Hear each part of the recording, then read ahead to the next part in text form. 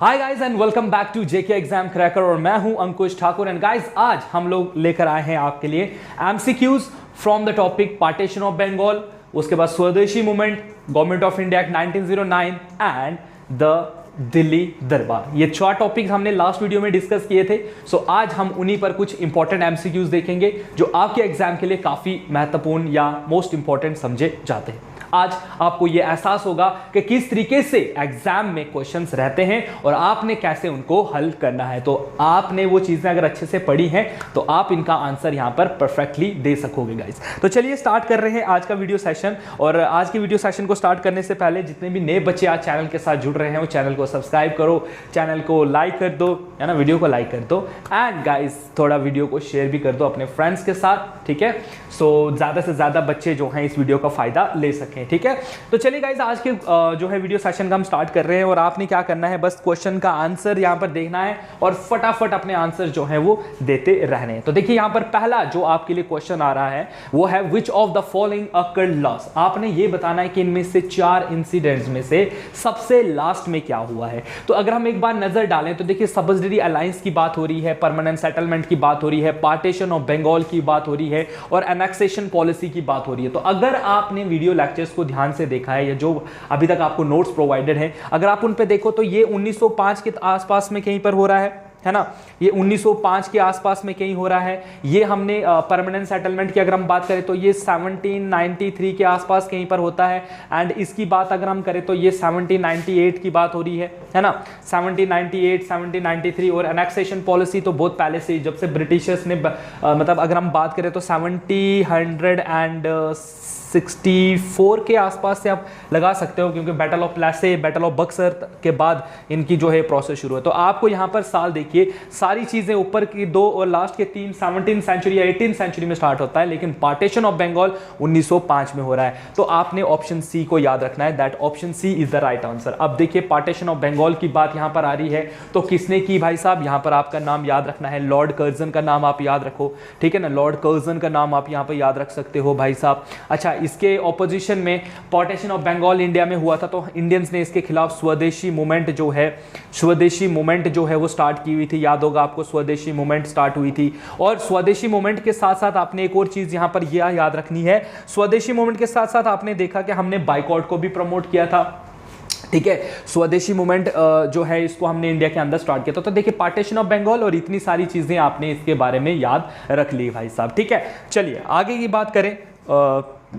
Subsidiary alliance आपको पता है, मैंने पढ़ाया हुआ है। सब्सिडरी अलायंस में क्या होता था, आपको एक अलायंस में आना पड़ता था ब्रिटिशर्स के साथ, जहां पर एक रूलर जो है वो अपनी स्टैंडिंग आर्मी नहीं रख सकता है और बदले में वो ब्रिटिशर्स को पैसे देगा, ब्रिटिशर उसको प्रोटेक्शन देगा, ठीक है। एंड परमानेंट सेटलमेंट भी कुछ एक मतलब रेवेन्यू को जनरेट करने के लिए ब्रिटिशर्स ने एक पॉलिसी इंडिया में स्टार्ट की थी। उन्होंने कुछ लैंड ऑफ को जो है वो एक अलॉट किया हुआ था एक लैंडलॉर्ड को, और वो लैंडलॉर्ड उनको रेवेन्यू इकट्ठा करके देता था ब्रिटिशर्स को, है ना। ऐसे दोनों एनेक्सेशन पॉलिसी में ये सारा आता है ब्रिटिशर्स की तरफ से, परमानेंट सेटलमेंट, सब्सिडरी अलायंस, आपका डॉक्ट्रिन ऑफ लैप्स एंड और भी जितनी पॉलिसीज इंडिया के अंदर चलाई गई थी। तो ऐसे आपने इन चीजों को लर्न करना है।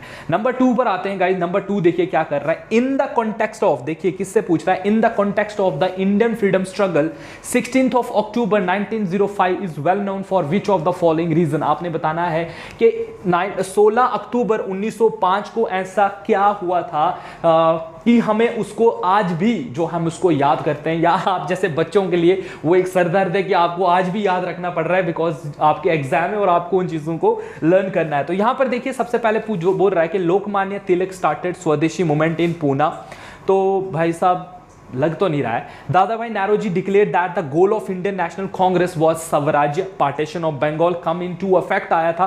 Farmer proclamation of Swadeshi movement was made in Calcutta town hall. तो यहां पर आपको राइट आंसर क्या दिख रहा है, तो 1905 में क्या हुआ था, पार्टीशन ऑफ बंगाल को जो है वो इफेक्ट में लाया गया था, जिसमें यह बात की गई थी कि भाई साहब अब जो है आज का पार्टीशन जो हमने किया है वो लागू होता है। उसके साथ हम देखें तो लोकमान्य तिलक ने स्वदेशी मूवमेंट पूना में अंडर स्टार्ट की थी वो अलग टॉपिक बनता है, वो यहाँ पर इसकी बात नहीं हो रही है। दादा भाई नेहरू जी ने डिक्लेयर किया था इंडियन नेशनल कांग्रेस का कि जो स्वराज्य है वो भी इसी टाइम पर किया था, 1906 के आसपास में ही इन्होंने किया है। सारा कुछ ये हुआ है, लेकिन यहाँ पर एग्जैक्ट डेट दी गई है तो हम एग्जैक्ट डेट को बात पार्टीशन ऑफ बंगाल के साथ ही जोड़ सकते हैं।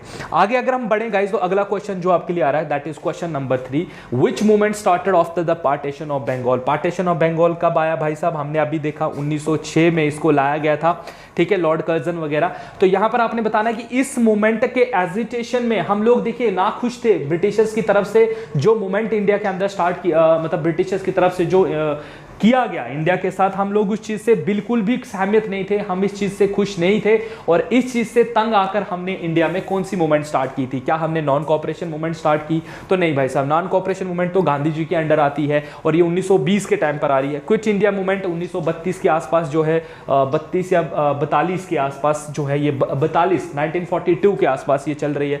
स्वदेशी मूवमेंट चल रही है हमारी, या सिविल डिसोबीडियंस मूवमेंट चल रही है। तो देखिए सारी मूवमेंट्स गांधी जी के साथ रिलेटेड है, लेकिन हम बात कर रहे हैं पार्टीशन ऑफ बंगाल के बारे में। तो पार्टीशन ऑफ बंगाल के टाइम पर हमें गांधी जी के तो कहीं दिखाई नहीं देते हैं, गांधी जी तो 1915 में इंडिया आए हैं। तो यहां पर क्या है, दैट इज स्वदेशी मूवमेंट, स्वदेशी एंड बाइकॉट मूवमेंट, जहां पर हमने ये कहा था कि फॉरेन के प्रोडक्ट्स का बाइकॉट किया जाए सो दैट हमारी जो इकोनॉमी है वो ग्रोथ कर सके। अब यहां पर ये मत पूछना कि सर हमारी इकोनॉमी कैसे ग्रोथ करेगी। इकोनॉमी ऐसे ग्रोथ करेगी कि जब तुम खुद के इंडिया के बनाए हुए प्रोडक्ट्स को, अब देखिए मैं अगर आपको एक चीज दिखा दूं, हमारे यहाँ पर मतलब देखिए ये इमेज है, मान लीजिए कि ये मैं एक आर्टिस्ट हूँ और मैं इस चीज़ को फ्रेम करता हूँ और मेरा देखिए सिंपल सा है, लेकिन ये इंडिया के अंदर बनता है। ऑन द अदर हैंड आजकल आप देखते हो कि कितनी सारी चीज़ें मॉडर्न वे में ऑयल पेंटिंग आ रही है, लेकिन वो समझ लीजिए किसी बाहर की कंट्री की बन के आ रही है।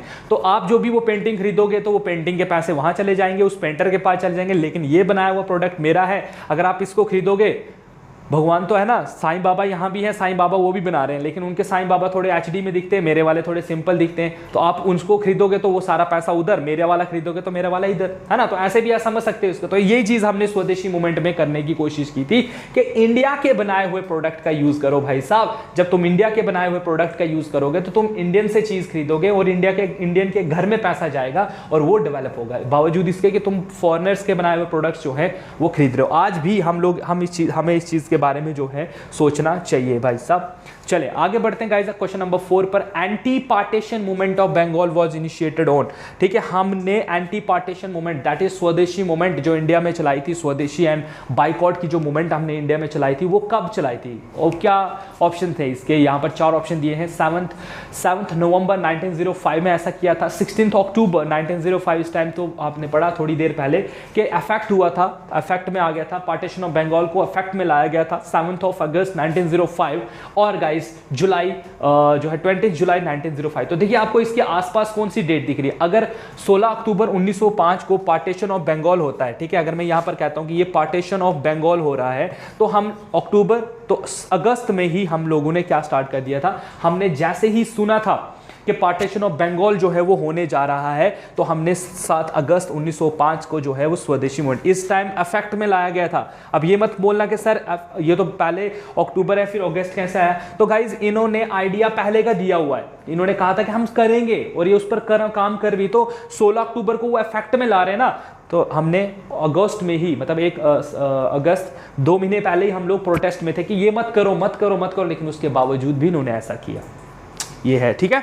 चलिए आगे बढ़ते हैं गाइस अगले क्वेश्चन की तरफ, और अगला क्वेश्चन आपके लिए क्या है, that is question number 5, that which name the viceroy of India concern with the Bengal partition. ठीक है, बंगाल की जब विभाजन हुआ 1905 में, उस टाइम पर आपने बताना है कि इनमें से कौन से वायसरॉय इंडिया के अंदर थे। भाई साहब पहले ही क्वेश्चन में मैं आपको ये चीज बता गया हूं, तो आप में से बहुत सारे बच्चे जिनको ये क्वेश्चन दिख रहा है वो तो फटाफट से आंसर दे रहे होंगे कि सर लॉर्ड कर्जन, तो मैं कैसे उनको मना कर सकता हूं। मैं कह सकता हूं कि बिल्कुल लॉर्ड कर्जन जो है वो इसका राइट आंसर बनता है। आगे बढ़े गाइस अगले क्वेश्चन की तरफ, तो अगला क्वेश्चन आपके लिए आ रहा है question number 6, that is the lieutenant governor, that जिसको हम लोग लेफ्टिनेंट गवर्नर भी कहते हैं। ठीक है, so the lieutenant governor of Bengal at the time of partition of Bengal was, आपने बताना है कि इनमें से लेफ्टिनेंट गवर्नर कौन थे, लेफ्टिनेंट गवर्नर कौन थे बंगाल के। आपसे पहले वायसरॉय के बारे में पूछा गया, अब लेकिन यहां पर पूछा जा रहा है लेफ्टिनेंट गवर्नर के बारे में। 4 ऑप्शंस आपके सामने है, A.T. ऑरुंडेल है, ब्रोड्रिक है, H.H. जो है रैसले है, या सर एंड्रयू जो है फ्रेजर हैं। तो गाइज यहाँ पर याद रखेगा इसका आंसर क्या है, दैट इज सर एच रेस्ले जो हैं उस टाइम पर लेफ्टिनेंट गवर्नर थे किसके, बंगाल के। ठीक है, तो ये देखिए कितनी सारी चीज़ें आपकी हम लोग आधे तो स्लाइड्स में कंप्लीट करवा देते हैं, पीडीएफ में कंप्लीट होती हैं, आधी चीज़ें जो आप एमसीक्यूज करते हो वहाँ से क्लियर हो जाती हैं। बाकी अपने आप से टेस्ट पर जो है लगातार टेस्ट देते रहिए, आगे भी आपको ऐसी इंटरेस्टेड वीडियोज़ मिलती रहेंगी। ठीक है ना। So who among the following were the critics of Swadeshi movement and placed for a better understanding between the east and the west. इनमें से किसको जो है वो ये माना जाता है कि जो क्रिटिक्स था किसका, कि स्वदेशी मूवमेंट नहीं स्टार्ट होनी चाहिए थी और हमें जो है ईस्ट और वेस्ट को, मतलब इंडिया और वेस्टर्न वर्ल्ड को आपस में मिलकर जो है वो काम करना चाहिए। ये किसके बोल थे? क्या ये बीजी तिलक के थे, आर.एन. टैगोर के थे, सुरेंद्रनाथ बैनर्जी के थे या वोमेश चंद्र बैनर्जी के थे? ठीक है, दैट इज W.C. बैनर्जी। तो यहां पर याद रखिएगा गाइज ये किसके बोल थे, दैट इज आर.एन. टैगोर। ठीक है, so R N. Tagore is the right answer. ये किसने कहा था कि हमें स्वदेशी जैसी मूवमेंट नहीं करनी चाहिए बल्कि हमें एकजुट होकर जो है वो काम करना चाहिए। ठीक है, इस चीज के खिलाफ, ईस्ट वेस्ट मतलब यूनिटी में हमें बिलीव करना चाहिए। क्वेश्चन नंबर 8 पर आते हैं। क्वेश्चन नंबर 8 देखिए क्या पूछ रहा है। क्वेश्चन नंबर 8 आपसे पूछ रहा है who was the first to suggest the boycott of British goods in Bengal. इनमें से 4 ऑप्शंस में से आपने बताना है कि ऐसे कौन से हमारे मतलब फेमस पर्सनालिटी हैं जिन्होंने कहा था पहली बार कि हमें ब्रिटिश गुड्स का जो है वो बाइकॉट करना चाहिए बंगाल के अंदर, उन्होंने ऐसा कहा था। तो सतीश चंद्र मुखर्जी, मोतीलाल घोष, कृष्ण कुमार मित्रा, औरबिंदो घोष। गाइस तो यहां पर क्वेश्चन नंबर 8 का आंसर क्या होगा?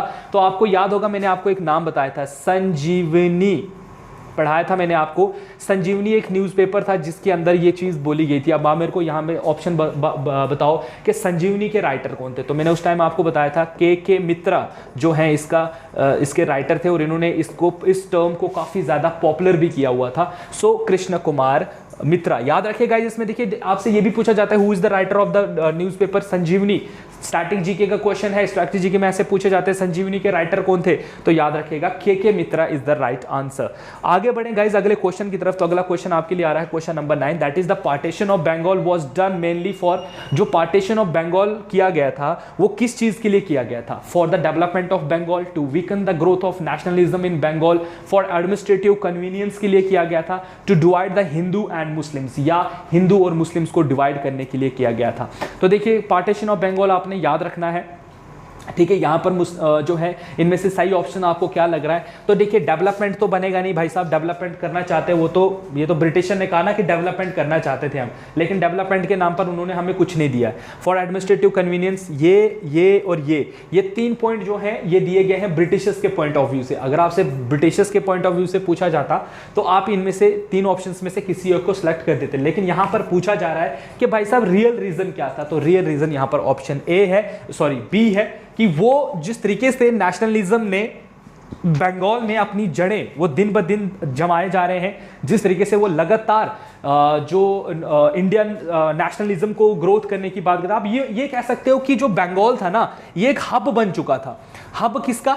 आए दिन यहाँ प्रोटेस्ट मतलब ब्रिटिशर्स के खिलाफ कोई ना कोई जो है बातें जो है वो होती रहती थी और कहीं ना कहीं बहुत ज़्यादा एनलाइटमेंट लोगों को करवाई जा रही थी बंगाल के अंदर। बंगालीज समझ गए थे कि ब्रिटिशर्स का क्या रोल है इंडिया के अंदर, तो इसलिए वो इस चीज़ को ख़त्म करना चाहते थे ब्रिटिशर्स और उन्होंने इसका विभाजन जो है वो कर दिया था। ठीक है, चलिए आगे बढ़ते हैं गाइज अगले क्वेश्चन की तरफ। क्वेश्चन नंबर 10 देखिए, क्वेश्चन नंबर 10 जो 10 है वो आपसे क्या पूछ रहा है? The Swadeshi and boycott were adopted as method of struggle for the first time during the. पहली बार हमने स्वदेशी और बाइकॉट का जो कंसेप्ट है इसको अडॉप्ट किया, एक मेथड जिसको हमने अपनी स्ट्रगल में यूज किया। ये हमने कब किया? Visit the Simon commission in India. जब साइमन कमीशन इंडिया आया था तब ऐसा हुआ, नॉन कॉपरेशन मूवमेंट के टाइम पर, होम रूल मूवमेंट के टाइम पर, या agitation against the partition of Bengal. तो गाइज यहां पर ऑप्शन क्या बनेगा? बिल्कुल आप CD को चुन सकते हो, क्योंकि आपको पता है कि अभी तक हम यही चीजें तो डिस्कस करते आ रहे हैं। स्वदेशी और बाइकॉट जो मूवमेंट हमारी इंडिया के अंदर चली थी, जिसको हमने अपने इंडियन नेशनल स्ट्रगल का पार्ट बनाया, वो था जब बंगाल को बांटा गया था, जब बंगाल का पार्टीशन हुआ था उस टाइम पर हमने इसको करा था। गाइज आगे बढ़े गाइज अगले क्वेश्चन की तरफ। तो अगला क्वेश्चन आपसे आ रहा है क्वेश्चन नंबर 11। आपने यहां पर बताना है कि in which year partition of Bengal made by lord Curzon was cancelled. आपको यह बताना है कि कब और कौन से टाइम पर पार्टीशन ऑफ बंगाल को कैंसिल कर दिया गया था। तो हमने इसके बारे में कब पढ़ा था? हमने इसके बारे में पढ़ा था कि पार्टीशन ऑफ बंगाल को कैंसिल किया गया है दिल्ली दरबार में। याद रखिए दिल्ली दरबार जब हुआ था, जब क्वीन और किंग और क्वीन इंडिया आए हुए थे, तो उस टाइम पर। तो कब आए थे दोस्तों? ऑप्शन याद कीजिए, 7, 6, 4, 11। तो आपको याद होगा 1911 में ऐसा हुआ था, जब कैपिटल भी शिफ्ट हुई थी और बंगाल को पार्टीशन ऑफ बंगाल को भी एन्यूल्ड करने की, दैट इज कैंसिल करने की बात जो है वो करी गई थी। Moving on to the next question, हमारे पास अगला क्वेश्चन जो है that is when was Bengal united due to the protest of Indians. लगातार इंडियंस के प्रोटेस्ट होने के बावजूद जिस तरीके से इंडियन ना खुश थे, तो अंग्रेजों ने कब जो है वो डिसाइड किया कि हम पार्टीशन ऑफ बंगाल को काटेंगे, तो यहां पर उसको खत्म करेंगे। यहाँ 4 ऑप्शन है, 1971, 1947, 1911, 1905। तो आप बोलोगे सर कितनी बार एक ही क्वेश्चन पूछोगे, हम भी बोर हो गए। तो लेकिन क्या करें भाई साहब, ऐसे ही क्वेश्चन आपसे पूछे जाते हैं एग्जाम में, तो आप तो ने तो पढ़ा है, इसलिए आप फटाफट इसका आंसर दे रहे हो। अगला क्वेश्चन देखें गाइस, तो आपने बताना है who was the leader of the Swadeshi movement इन मैड्रास। अब आपको पता है कि जो स्वदेशी मूवमेंट है बेसिकली ये बंगाल में शुरू हुई, बंगाल से इसकी फिर जो है आप कह सकते हो influence rest of the India में देखा गया। मैड्रास में इसको फॉलोअप किया जाने लगा, बॉम्बे में इसको फॉलोअप किया जाने लगा, देश के दूसरे कोनों में, अलग अलग कोनों में इसको फॉलोअप किया जाने लगा। लेकिन आपको यहां पर पूछा जा रहा है कि आपने बताना है कि जो मैड्रास में जो स्वदेशी मूवमेंट चल रही थी उसमें किसका रोल इंपॉर्टेंट था। यहां पर देखिए चिंतामणि है, चिदंबरम पिल्लाई है, राजा गोपालाचार्य है, श्रीनिवास शास्त्री हैं। तो अगर आपको इसका आंसर नहीं पता है तो कोई बात नहीं, मैं इसका आंसर बता देता हूं, दैट इज आपके चिदंबरम पिल्लाई। ठीक है, चिदंबरम पिल्लाई, इनका पूरा नाम है V.O. चिदंबरम पिल्लाई। ठीक है, ये इसका राइट आंसर है। चलिए आगे देखते हैं अगले क्वेश्चन को, फिर आपसे क्या पूछा जा रहा है। अगला क्वेश्चन देखिए, क्वेश्चन नंबर 14। और क्वेश्चन नंबर 14 आपसे क्या पूछ रहा है, who among the following led the Swadeshi movement in Delhi. तो अब बताना है आपने कि ठीक है मैड्रास में तो क्लियर हो गया, लेकिन दिल्ली में कौन चला रहा है भाई साहब। यहाँ 4 ऑप्शन देखिए, सैयद हैदर राजा है, लाजपत राय है, अजीत सिंह है, बाल गंगाधर तिलक है। तो गाइज यहाँ पर राइट आंसर क्या है, सैयद हैदर राजा जो है इसका राइट आंसर बनेगा। तो दिल्ली में जो स्वदेशी मूवमेंट चल रही थी उसके लीडर ये थे भाई साहब। देखिए मैड्रास क्लियर हो गया, दिल्ली क्लियर हो गया, ठीक है। एंड बंगाल में भी आपने देखा के मित्रा, ठीक है। Vande Mataram become the theme song, देखिए थीम सॉन्ग बना था ये हमारा Vande Mataram of the Indian national movement during कौन से टाइम पर हमने जो है वंदे मातरम को बड़े ही दिल से गाया था या काफी आप इसको पॉपुलर किया गया था। ऑप्शन आपके सामने हैं, ऑप्शंस क्या हैं, नॉन कॉपरेशन मूवमेंट पर, anti movement of Rowlatt act के खिलाफ, या गाइस चंपारण मूवमेंट, या पार्टीशन ऑफ बंगाल। तो आपको याद होगा कि इसको लिखा गया था रविंद्रनाथ टैगोर के द्वारा और उन्होंने कहा था कि इन्होंने हमारी मातृभूमि का विभाजन किया है, लोगों के सेंटिमेंट्स को हर्ट हुआ था कि हमारी हम जो धरती को हम मां समझते हैं उसके साथ इन्होंने ऐसा किया। So it was done during the time of partition of Bengal, जब रविंद्रनाथ टैगोर ने वंदे मातरम जैसे थीम सॉन्ग्स लिखे थे और लोगों ने इसको काफी ज्यादा वो गाया भी था। ठीक है, आगे बढ़ते हैं गाइस अगले क्वेश्चन की तरफ। Which of the statement is not correct regarding स्वदेशी मूवमेंट। स्वदेशी मूवमेंट के रिगार्डिंग आपने बताना है इनमें से कौन सा जो पॉइंट जो आपका ऑप्शन है वो सही नहीं है। यहाँ 4 ऑप्शंस आपके सामने हैं, फटाफट। पहला है it was limited to Bengal, ये सिर्फ बंगाल तक ही लिमिट थी। Neither this movement affected Bengal farmers and nor they were joined, किसी ने भी इसको ज्वाइन नहीं किया, ना तो वहाँ के फार्मर्स ने वगैरह ने। Womens actively participated in this movement और some specific Muslim were joined in it. तो अभी तक हमने तो इस क्वेश्चन का आंसर आपके दिमाग में तो आ ही जाना चाहिए, क्योंकि हमने देखा कि मैड्रास में भी इसको किया गया, पिल्लाई के अंडर, सैयद राजा ने इसको दिल्ली में करा, बंगाल के अंदर। तो ये लिमिटेड बंगाल तक नहीं थी, बल्कि ये बंगाल से भी बाहर आ चुकी थी। तो इसमें आप ऑप्शन ए को सिलेक्ट कर सकते हो। आप कहोगे कि सर ये तो बाहर भी गई थी, मैड्रास, दिल्ली, बाकी एरियाज में भी ये इन्वॉल्व थी, है ना, पुणे में थी, अलग अलग जगहों पर इसको किया जा रहा था। चले आगे बढ़ते हैं गाइस अगले क्वेश्चन पर, that is the following programmes were launched by the nationalist against the partition of Bengal. बताइए भाई साहब, यहां पर आपने 4 ऑप्शंस दिखाई दे रहे हैं। ठीक है, क्वेश्चन थोड़ा लंबा है, आपने बताना है कि इनमें से कौन से प्रोग्राम को लॉन्च किया गया था पार्टीशन के। क्या हमने बाइकआउट स्टार्ट किया था, स्वदेशी स्टार्ट किया था, क्या हमने नॉन कॉपरेशन मूवमेंट स्टार्ट किया था, या नेशनल एजुकेशन को स्टार्ट किया था। देखिए बाइकआउट तो हमने किया था, स्वदेशी भी किया था। नॉन कॉपरेशन मूवमेंट तो 1920 में आएगा गांधी जी के अंदर, और नेशनल एजुकेशन को भी प्रमोट करने की बात करी थी। तो 3 ऑप्शंस तो मुझे साफ साफ दिखाई दे रहे हैं। तो क्या आपको यहाँ पर दिखाई दे रहा है 1 2 3 कहीं पर दिखाई दे रहा है? ठीक है, दिखाई दे रहा है सर, क्यों नहीं दे रहा है? ऑप्शन डी में दिखाई दे रहा है, तो ऑप्शन डी को आप सिलेक्ट कर सकते हो। इट्स 1 2 एंड 3, इट्स नॉट 3 नहीं गाइस, 1 2 4 है ये। ठीक है, option A is the right answer. इसको करेक्शन कर लीजिएगा। ठीक है, करेक्शन क्या है? 1 2 4, 1 2 3 नहीं, 1 2 4, 1 2 4 ये नहीं है। ठीक है, तो 1 2 4, 1 2 का 4 हो गया है। चलिए आगे बढ़ते हैं अगले क्वेश्चन की तरफ। दैट इज इन 1906, 1906 में मुस्लिम लीग को फाउंड किया गया है। देखिए 1906 में मुस्लिम लीग को बनाया गया। यहां पर आपको बताना है कि मुस्लिम लीग की जो स्थापना है ये कहां पर हुई थी। क्या ये लाहौर में हुई, दिल्ली में हुई, कलकत्ता में हुई या ढाका में हुई? तो गाइज यहां पर याद रखिएगा Dhaka is the right answer. और किसने इसको बनाया था? Salimullah of Dhaka, Nawab Salimullah of Dhaka, Nawab Salimullah of Dhaka जो हैं इसको फॉर्म कर रहे हैं। नवाब सलीमुल्लाह ऑफ ढाका फॉर्म्ड क्या मुस्लिम लीग कब? 1906 में। ठीक है, 1906 के टाइम पर इसको बनाया गया। चलिए भाई साहब आगे बढ़ते हैं अगले क्वेश्चन की तरफ। देखिए कितने सारे इंपॉर्टेंट क्वेश्चंस कर लिए हैं आपने। क्वेश्चन नंबर 19 पर आते हैं। The founder of Muslim league was, बताइए भाई साहब हमारा बोलना क्या और क्वेश्चन का आना क्या। तो आपको दिख रहा है कहीं पर यहाँ पर? तो बिल्कुल सर आपको यहाँ पर दिख रहा है नवाब सलीमुल्लाह ऑफ ढाका। ठीक है, इनका नवाब सलीमुल्लाह, ये ढाका है, ढाका इज़ इन बांग्लादेश। सो इसको वहाँ पर बनाया गया था। और ये एक ऑर्गेनाइजेशंस थी जो बात कर रही है मुस्लिम्स के बारे में। ठीक है, उनको ऐसा लग रहा है कि वी आर नॉट सिक्योर और वी हैव हमारे कुछ मतलब हमें भी सिक्योरिटी मिलनी चाहिए। Who was the first president of Muslim league? आपने यहाँ पर बताना है कि पहले मुस्लिम लीग के प्रेसिडेंट कौन थे।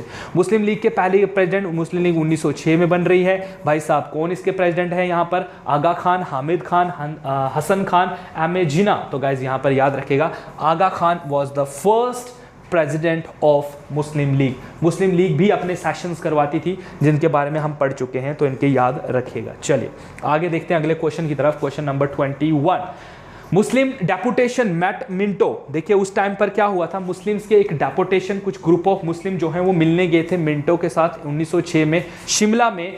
किस बात के लिए, किस चीज़ के लिए वो मिलने वहाँ पर गए थे? ये शिमला डेपुटेशन था। और ये शिमला डेपुटेशन क्यों गया था गाइज, अगर ये आपने नहीं पढ़ा है, स्लाइड में शायद ये मैंने नहीं करवाया, बट यहाँ पर मैं आपको बता दूँ कि यहाँ पर ये डेपुटेशन बेसिकली मिलने गया था लॉर्ड मिंटो के साथ। उस टाइम वॉर्सी रॉय थे ये, और उनसे मिलने ये गया है। और यहाँ पर ये किस चीज़ के लेकर गए थे कि हमें सेपरेट इलेक्टोरेट दिया जाए। और मिंटो ने एक्सेप्ट भी कर लिया कि हाँ भाई साहब दिया जाएगा आपको। क्यों नहीं दिया जाएगा? Because they want to divide Indian subcontinent, they want to divide the Indian nationalism and they want to create a rift between Hindu and Muslim, so that all the national जो हमारे यहाँ पर एक्टिविटीज चल रही हैं वो शटल हो जाएं, वो मतलब उनका शट डाउन हो जाए। ठीक है, तो ये क्यों जा रहे हैं 1906 में? ये 1906 में मौले मिंटो जो रिफॉर्म्स को लाने के लिए वहां पर गए थे। मौले मिंटो रिफॉर्म्स 1909 में आए थे, जिसमें हिंदू और मुस्लिम्स को विभाजन करने की बात जो है वो करी गई थी, सेपरेट इलेक्टोरेट देकर।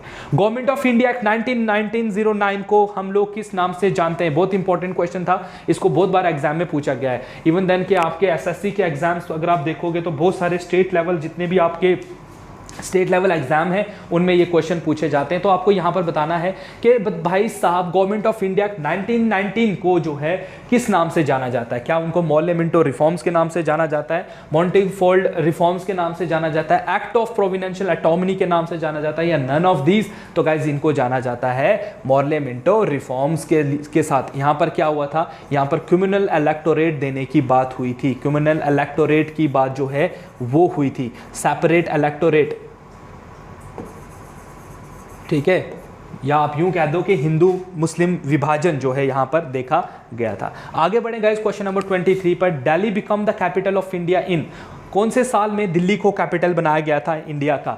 1923, 1916, 1911, 1910? तो आपको बिल्कुल बताने की जरूरत ही नहीं है, 1911 is the right answer, 1911 is the right answer for this question. आगे बढ़े गाइज अगले क्वेश्चन की तरफ। तो अगला क्वेश्चन क्या है, that is in which year the capital of India has been transferred from Calcutta to Delhi? बताइए कहां से कहां तक कैपिटल को शिफ्ट किया जा रहा है, दिल्ली से कलकत्ता से दिल्ली, कब? तो आप बोलोगे सर अगेन फिर से वही सवाल, 1911 ही तो है, आप क्यों हमें तंग कर रहे हो, एक ही क्वेश्चन घुमा घुमा के ला रहे हो। बट क्या करें भाई साहब, हमारा काम ही यही है। आप बच्चों को तंग करना, ऑलरेडी आप एग्जाम से तंग हो, ऊपर से हम लोग आपको अलग से तंग कर रहे हैं। Transfer of capital of British India from Calcutta to Delhi was affected during the period of, आपने बताना है कि किसके पीरियड में, कौन वायसरॉय थे उस टाइम पर जब कैपिटल शिफ्ट हुआ था। तो याद कीजिए दिल्ली में किसके ऊपर बॉम्ब ब्लास्ट हुआ था, जब वो हाथी पे चल रहे थे। तो हमने देखा था कि दिल्ली कॉन्स्पिरेसी केस जिसको हम कहते हैं, उसमें कौन इन्वॉल्व था, क्या लॉर्ड हेडिंज थे, लॉर्ड मिंटो थे, लॉर्ड लॉरेंस थे, लॉर्ड मायो थे। तो आप बोलोगे सर हेडिंजे था, क्योंकि आपने बहुत अच्छे से बताया था कि इनके ऊपर बॉम्ब फेंका गया था। तो ऑप्शन ए जो है इसका राइट आंसर बनेगा। आगे बढ़ें गाइस अगले क्वेश्चन की तरफ। तो अगला क्वेश्चन आपके लिए लेकर आया है, bomb was thrown on the occasion of his state entry into Delhi at, किस पर फेंका गया था, ठीक है। तो यहाँ पर देखिए मैंने आपको ऊपर बता दिया, नीचे उसका मैंने क्वेश्चन भी बना दिया है। तो यहाँ पर लॉर्ड हेडिंज जो है इसका राइट आंसर होगा। हाँ, आप मुझे यहाँ पर कमेंट सेक्शन में ये चीज़ ज़रूर बता सकते हो, आप मुझे कमेंट सेक्शन में ये चीज़ बताइए कि इस बॉम्ब केस में कौन कौन इन्वॉल्व थे, ठीक है। ये जो हेडिंजे बॉम्ब केस जो हुआ था, ठीक है, ये जो हेडिंजे बॉम्ब केस जो हुआ था, इसमें कौन कौन इन्वॉल्व था। चलिए ये मैं आपके ऊपर छोड़ देता हूँ, नहीं किया, नहीं पढ़ा है, नहीं याद आ रहा है तो गूगल कर लो, कुछ कर लो, लेकिन कमेंट सेक्शन में इसके बारे में ज़रूर लिखना ताकि हमें पता चल सके कि आप कितने जो है वो एक्टिव हो। नेक्स्ट अगर हम देखें तो president of Surat session of Indian national Congress, Surat session जहां पर कांग्रेस के दो विभाजन हुए थे, जहां पर कांग्रेस को बांटा गया था दो इक्वल, जहां पर कांग्रेस डिवाइड हो गई थी जो आपके एक्सट्रीमिस्ट और मॉडरेट्स में थे। तो आपने यहाँ पर बताना है कि उस टाइम वहाँ पर कौन से प्रेसिडेंट थे। तो अगर आपको ऑप्शन याद होगा तो यहाँ पर आप सीधा सीधा राश बिहारी घोष के साथ जो है वो चले जाओगे। आप बोलोगे सर राश बिहारी घोष ही तो थे उस टाइम पर। आगे बढ़े गाइस, अगला क्वेश्चन आपके लिए आ रहा है, question number 28, arrange the following in chronological order. आपने यहाँ पर बताना है इनमें से सबसे पहले आपने क्रोनोलॉजी इनकी बतानी है। देखिए Surat split, partition of Bengal, foundation of Muslim league. तो सूरत स्प्लिट कब हुआ भाई साहब, 1907 में। पार्टीशन ऑफ बंगाल 1900 कब हुआ, 1905 के आसपास, है ना। और आपने बताना फाउंडेशन ऑफ मुस्लिम लीग 1906 में। तो 6, 5, 7 बताइए आप यहाँ पर क्या क्रोनोलॉजी बनेगी, 1, 2 और 3। तो कहीं दिख रहा है 3, 1, 2, कहीं 3, 1, 2 दिख रहा है, ठीक है। यहाँ पर बताइए इसका राइट आंसर, सॉरी 2, 3, 1 आएगा ना इसका।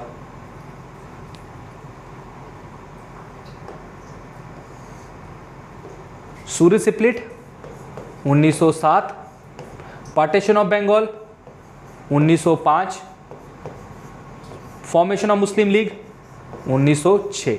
बताइए तो क्या है इसका, यहां पर क्या बन रहा है, क्रोनोलॉजी क्या बनेगी, 1, 2, 3। तो 3, 1, 2 देखिए,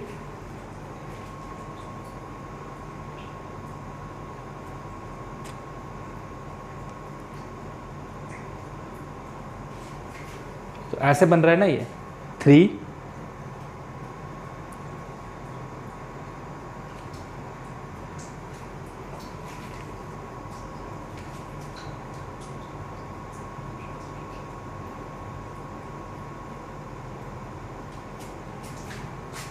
ऑप्शन बी इसका राइट आंसर बन रहा है, 2, 3, 1, ठीक है। ऐसे बन रहा है ना, 2 फिर 3 फिर 1, है ना, यही बन रहा है। तो ये आप इसको टिक कर सकते हो, ठीक है। ऑप्शन बी जो है इसका राइट आंसर बनेगा। समझ आ गया। देखिए ये पहली वाली बनी, मतलब यहाँ पर पहला फिर ये 2 फिर ये 3, ठीक है। ऐसा कुछ आपको पता होना चाहिए। ऑप्शन बी जो है इसका राइट आंसर। ऐसे कंफ्यूजिंग क्वेश्चंस होते हैं एग्जाम में, थोड़ा ध्यान से करिएगा। चलिए आगे बढ़ते हैं, question number 29, who called grand old man of India. किसको कहा जाता है grand old man of India. याद रखिएगा गाइस, ये बहुत बार क्वेश्चन पूछा गया, स्टैटिक जीके का ये भी क्वेश्चन बनता है। बाल गंगाधर तिलक, दादा भाई नौरोजी, गोपाल कृष्ण गोखले, फिरोज शाह मेहता। तो grand old man of India कहा जाता है गोपाल जो है आपके किसको,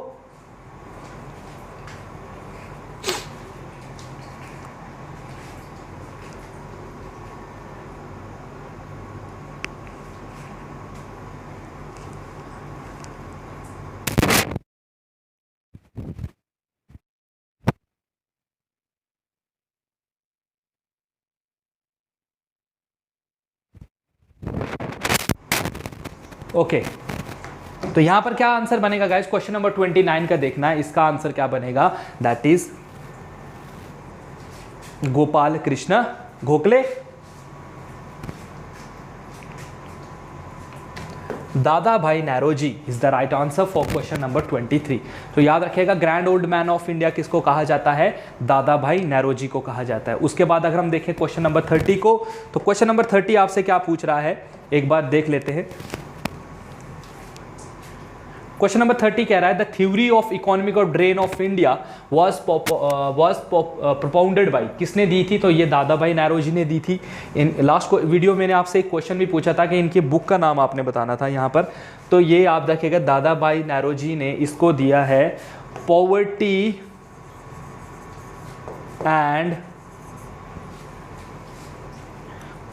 and un British rule in India. ठीक है, ये इनकी बुक थी, poverty and un British rule in India. यहां पर इन्होंने इसके बारे में बात करी हुई है। ठीक है दोस्तों, तो ये थे आज के कुछ इंपॉर्टेंट एमसीक्यू जो मैं आपके लिए लेकर आया था।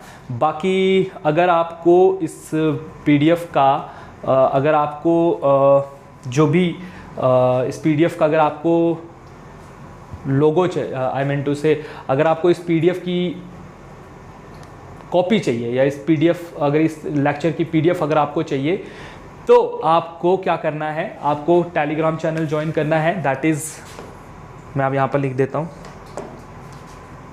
सो गाइज, आज की वीडियो के लिए बस इतना ही। और बाकी अगर आपको इस वीडियो लेक्चर की पीडीएफ चाहिए तो आप मुझे टेलीग्राम पर फॉलो कर सकते हो, ठाकुर, ठीक है, ठाकुर _93 करके आप मुझे जो है यहाँ पर इस चैनल को फॉलो कीजिए। और वहाँ पर मैं आपको जो है इसका कैपिटल में लिख देना, ये भाई साहब कैपिटल में लिख देना ठाकुर 93, और वहाँ पर जो है मैं इसको आपके जो है टेलीग्राम पे डाल दूंगा और आप वहाँ से इसको इजीली एक्सेस कर पाओगे। ठीक है, और बाद में जब इसका प्रिंट आउट लोगे ना, तो घर बैठकर इसको सॉल्व करना कि आपने जो चीज़ें पढ़ी, आपके लिए एज अ टेस्ट भी काम करेगा। तो ठीक है गाइज, आज की वीडियो के लिए बस इतना ही। कल आपसे फिर मुलाकात होगी, कल हम कुछ और इंपॉर्टेंट फैक्ट्स को डिस्कस करेंगे। So stay tuned with JK exam cracker for more updates guys. And एक और चीज़ मैं आपको ये बता दूं कि जिन बच्चों ने अभी तक चैनल को सब्सक्राइब नहीं किया है, वो चैनल को सब्सक्राइब करें, वीडियो को लाइक करें, शेयर कभी करें, एंड कमेंट्स करना तो बिल्कुल आप लोगों के लिए ज़रूरी ही है, तो आप कर सकते हो। तो चले गाइज, आज यहीं पर आपका